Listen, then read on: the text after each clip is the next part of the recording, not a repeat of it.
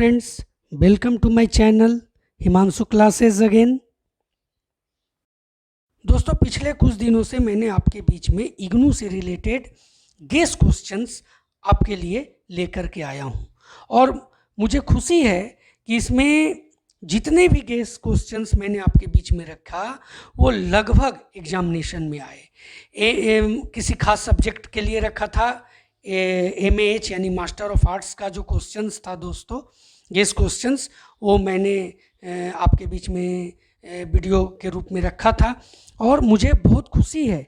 MHI 06, MHI 09, MHI 08 ये लगभग question same to same थे, लेकिन MHI 10 से 5 क्वेश्चन और MHI 03 से 6 क्वेश्चन लड़े और ये भी मेरे लिए एक सक्सेस लेकर के आता है, क्योंकि सिर्फ 5 क्वेश्चंस लिखने रहते हैं और उसमें और सभी क्वेश्चंस सेम टू सेम आए, तो ये बहुत बड़ा एक अचीवमेंट है। और इसी सीरीज में मैं आज आपके बीच में बैचलर ऑफ कॉमर्स का ECO 06 का क्वेश्चंस लेकर के आपके बीच में उपस्थित हूँ। दोस्तों, मैं आज आपके बीच में गेस क्वेश्चंस रखूँगा बीकॉम का, इग्नू से जो बीकॉम कर रहे हैं उनके लिए पेपर ऑफ ECO 06 का।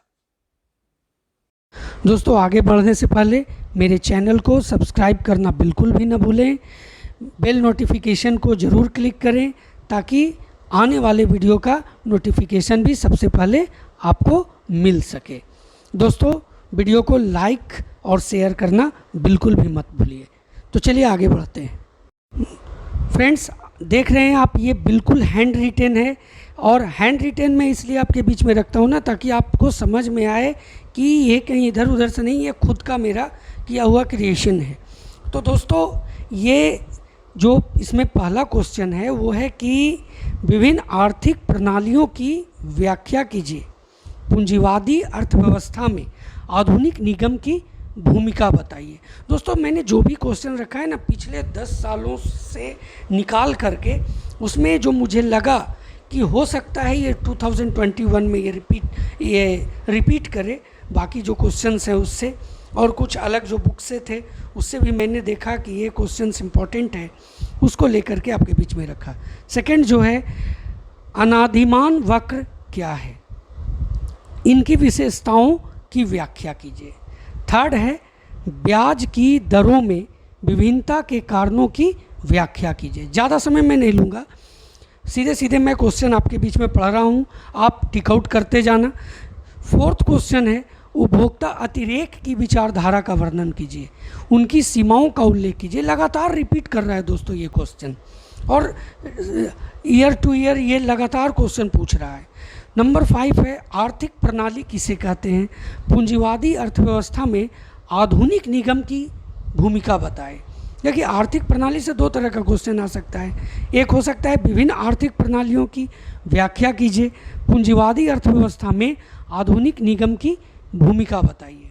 नंबर 6, उत्पादन में संभावना वक्र से आप क्या समझते हैं, उपयुक्त उदाहरण देकर इसे स्पष्ट कीजिए, इसकी मान्यताएं क्या है। नंबर 7, अल्पकालीन औसत लागत वक्र का यू आकार, यू शेप्ड क्यों होता है, दीर्घकालीन औसत लागत वक्र अल्पकालीन औसत लागत वक्र से किस प्रकार संबद्ध है, दीर्घकाल में औसत लागत वक्र और सीमांत लागत वक्र में संबंध की व्याख्या कीजिए। नंबर 8 है, अर्थव्यवस्था से क्या तात्पर्य है, किसी अर्थव्यवस्था की मूल समस्याओं की व्याख्या कीजिए। देखिए, ये क्वेश्चन पिछले 2-3 साल नहीं पूछा, लेकिन उसके पीछे लगातार पूछ रहा था, तो हो सकता है ये क्वेश्चन भी आई हो दोस्तों। नंबर 9 है, नियत और परिवर्ती आगतों के बीच अंतर बताइए, उत्पादन के सिद्धांत में इनका क्या महत्व है समझाइए। मैं अभी हिंदी मीडियम के स्टूडेंट्स के लिए लेकर के आया हूँ। अगर इंग्लिश मीडियम स्टूडेंट्स अगर डिमांड करेंगे तो मैं डेफिनेटली आपके बीच में ये क्वेश्चंस इंग्लिश में भी लेकर के आऊँगा। हाँ, मेरे चैनल को सब्सक्राइब ज़रूर कर लीजिए ताकि आने वाला भी वीडियो आपको मिल सके जब आप बेल नोटिफिकेशन बेल नोटिफिकेशन पर क्लिक कीजिएगा। नंबर 10 है दोस्तों, रिकॉर्डों के लागत सिद्धांत की आलोचनात्मक व्याख्या कीजिए।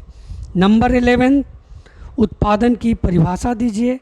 अस्थाई और परिवर्ती आगतों में अंतर बताइए। नंबर 12 है, नियत और परिवर्ती आगतों के बीच अंतर बताइए। उत्पादन के सिद्धांत में इनका क्या महत्व है समझाइए। नंबर 13, एकाधिकार शब्द से क्या तात्पर्य है, यह पूर्ण प्रतियोगिता से किस प्रकार भिन्न है। नंबर 14 है, लाभ क्या है, इसके स्रोतों की व्याख्या कीजिए। तो ये जो लॉन्ग टर्म क्वेश्चंस हैं दोस्तों, जो लॉन्ग क्वेश्चंस हैं, माफ़ कीजिए, वो क्वेश्चंस जो हैं उसमें 14 क्वेश्चंस मैं आपके बीच में रखा हूँ। और आपको मालूम है कि ये 3 पार्ट में बटे होते हैं और तीनों से दो दो, कभी कभी थर्ड पार्ट से आपको एक ही क्वेश्चन पूछता है। तो मैंने ऐसा नहीं किया कि आपको पार्ट वाइज बताऊं, इसी से क्वेश्चंस उसमें आपको पार्ट वाइज पूछ सकता है। उसके बाद मैंने टिप्पणी और अंतर, कभी कभी व्याख्या, ऐसा क्वेश्चंस आते हैं दोस्तों, और इसको लेकर के भी मैंने यहाँ पर आपके बीच में 10 क्वेश्चंस रखे हैं। इसमें पहला है मांग की कीमत और मांग की लोच, दूसरा है सामूहिक सौदाकारी, तीसरा है आर्थिक लागत, चौथा है ब्याज की मौद्रिक और वास्तविक दरें। देखिए जितना भी क्वेश्चंस आप देख रहे हैं ना, ये क्वेश्चंस, ये इसमें ऐसा नहीं है कि आपको लगातार रिपीट कर रहा है, पर ये क्वेश्चंस मैंने जो आपके लिए लेकर के यहाँ पर रखा हूँ दोस्तों, वो डेफिनेटली है कि उसमें तो आपको लड़ेगा ही लड़ेगा, जैसा मेरा अनुमान है। और ये एक अनुमान है, इसको आप कंप्लीटली ये मत समझिए कि यही क्वेश्चन आएगा। तो ब्याज की मौद्रिक और वास्तविक दरें, उसके बाद है स्टॉक तथा प्रवाह। नंबर 6 है उत्पादन लागत की बिक्री लागत।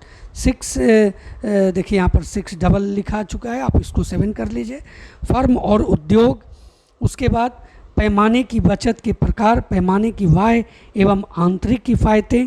उसके बाद है आभासी लगान की संकल्पना, अल्पाधिकार बाजार की मुख्य विशेषता और प्रतियोगी मजदूर। तो यही है। और दोस्तों ध्यान दीजिए, अगर आपको इससे भी बेहतर कुछ समझ में आता है तो ज़रूर आप उसे भी कंप्लीट करके ही जाएं। जय हिंद।